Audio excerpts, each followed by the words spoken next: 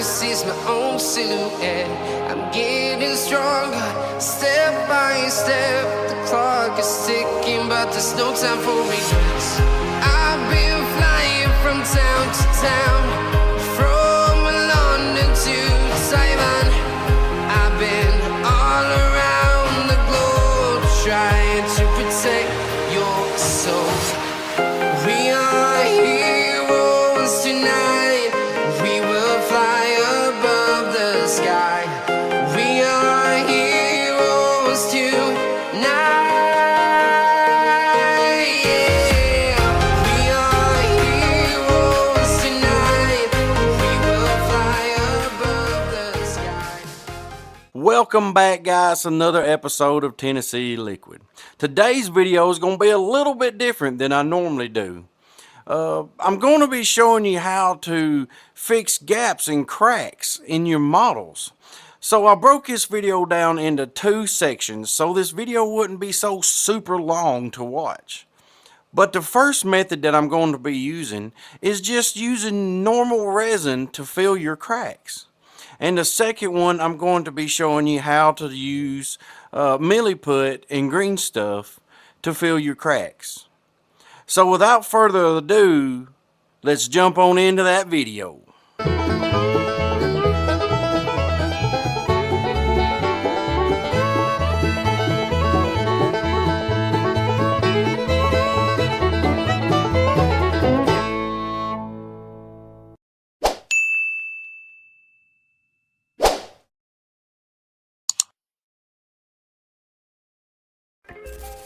To start off with, because this model is so large, you have cracks and lines and gaps between the parts a lot of times. And for this model, it was on her legs. So her legs, you want to start off by super gluing them together really good. So I found this Bob Smith super glue, and then you spray it with some of the Bob Smith Insta-Set. Now, if you've never used this stuff is pretty awesome. It is definitely an Insta-Set. Like, you spray it and then forget about it. This stuff is awesome. Now, the spray, it will dry after a few minutes. But I also like to just rub it off with a rag or a napkin or something just to get it off the model.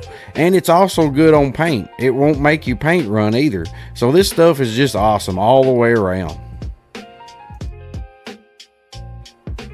Once you got your parts together and they've had just a little bit of time to dry, now we get to move on to filling the gaps. Now, this method of gap filling only really works if the surface is smooth, like her pants here. It's a smooth surface, so you want it really only works if it's smooth. So what you want to do is you want to take your resin that you made your model with. I use SUNLU, so this is what I used. You want to take a paintbrush and just dab it in all the little cracks and crannies and the nooks and the gaps. And you want to make sure you do this in light layers, real thin layers, because you have to cure in between each layer with a UV light.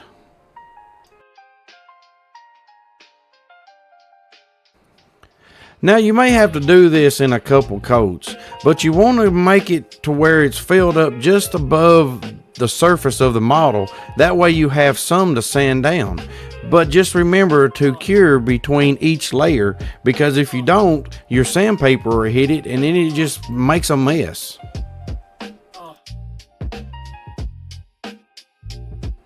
And through the power of video editing, I jumped straight to where I had them both finished. Now, when I got these done, I did let them set out in the sun for about 5 to 10 minutes, and just make sure that they get really good and done, because you don't want to try to hit that with your sandpaper because it just gums it all up. Now for the second way of filling gaps, I had a gap between her torso and her lower body. And I think it would have been alright, but I just didn't like the looks of it. So I just decided to putty it a different way and to show you how I done it. If you've noticed, I have sanded the legs and they come out pretty smooth. And this right here is not actually a hole. It is where the resin cleared or dried clear for some reason, but it's not actually a hole, and it come out pretty smooth.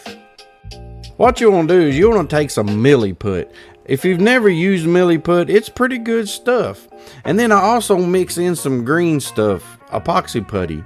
Now you want to take a little chunk of this and you make sure you mix both of them together really good. And then after you get them both mixed together, you take the green stuff and the Milliput and you combine them both together as one. Because Milliput by itself is kind of dry and it flakes off.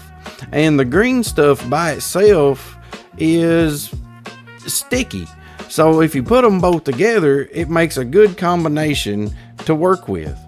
And then after you get that done, you want to roll out a little bitty worm shape to go around the edge of your part. Now you put super glue on the edge of your part to make sure that your little green worm that you just made sticks to your part. The downside to this is if you ain't real careful, your little green worm will get stuck to your finger.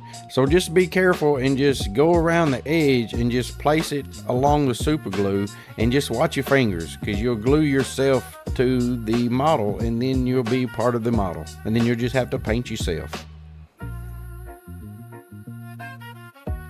And now for the top half. You don't want to put super glue on your top half. So you want to take this petroleum jelly. I picked this one up at my local dollar store for like $1.50 or something like that. It wasn't very much. And you want to rub it really good on the other part. This works with any part that you put together. Just make sure you put this stuff on there because it acts as a release agent to the putty after it dries. And without this, it just sticks all together.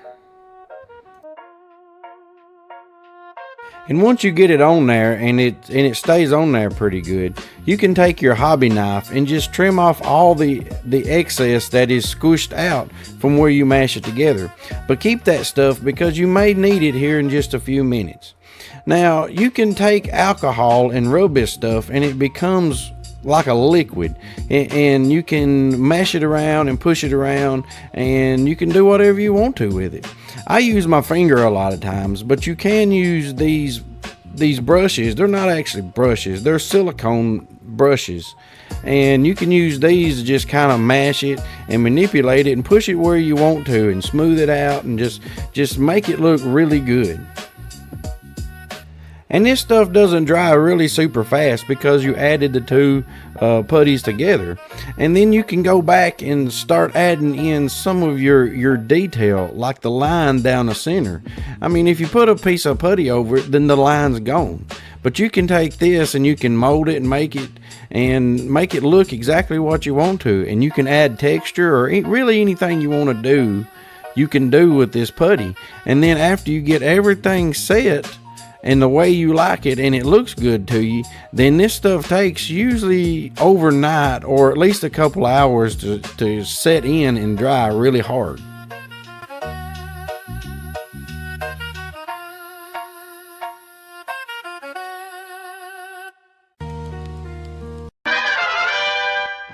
And now for the third trick. Now some people may say you can't do this, but you can, and I'm fixing to show you can. You can spray your resin through your air gun. Now I had this cape, and the cape had a bunch of little holes and divots in it where the supports was, and it was just going to be hard to fill all those in. So I just decided to show y'all how to spray this stuff. Now to spray this stuff, you have to mix it really, really thin to go through an airbrush. And your airbrush needs to have a pretty good sized nozzle in it as well.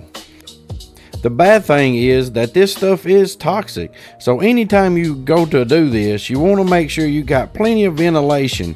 And you always, always, always want to wear a respirator or you'll end up like this guy.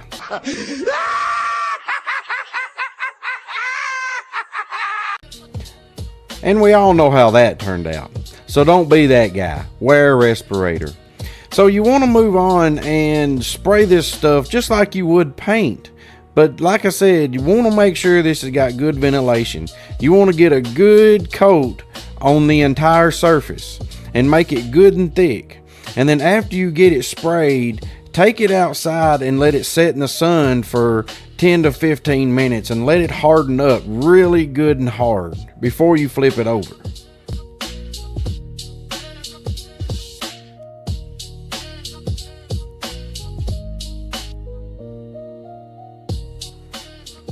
Now my base had some print lines on it. It wasn't holes and dips, it just had lines in it. And a good flat surface is hard to make it look flat.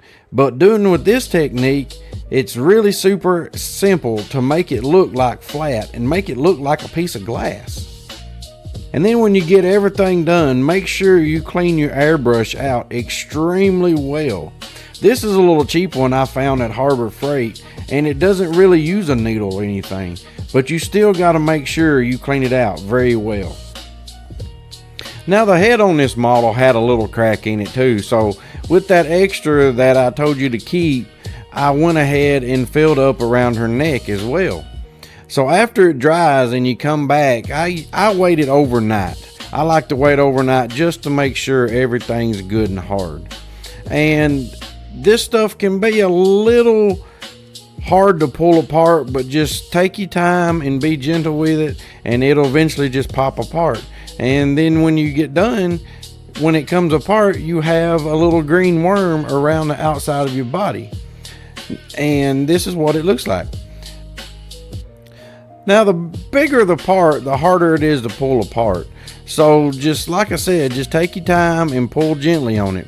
And if it comes apart like my model did here, and you have a little piece stuck on both sides, don't worry, it's still okay, because it'll seal up and make a clean crack that you can't see. But just don't try to sand it or fix it or try to take it off and put it back on the other part, because you're just gonna mess it all up. So the best thing is just to leave it alone, and then when you put it back together, you won't be able to see your part, like see your crack like you intended on it.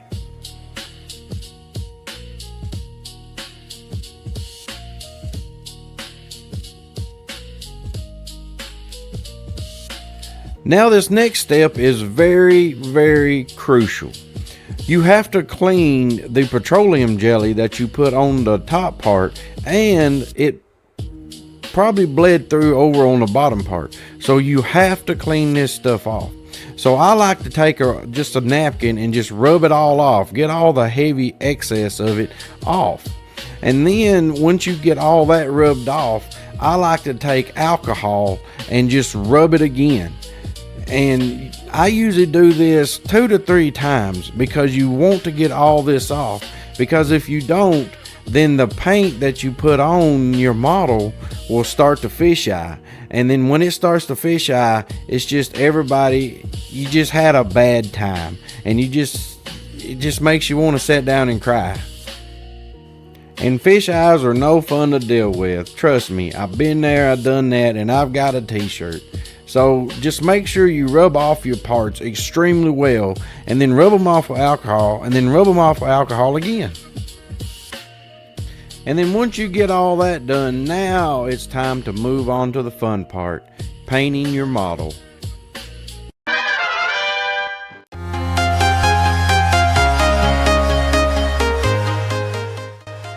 I would like to say thank you for everyone who stayed and watched this video.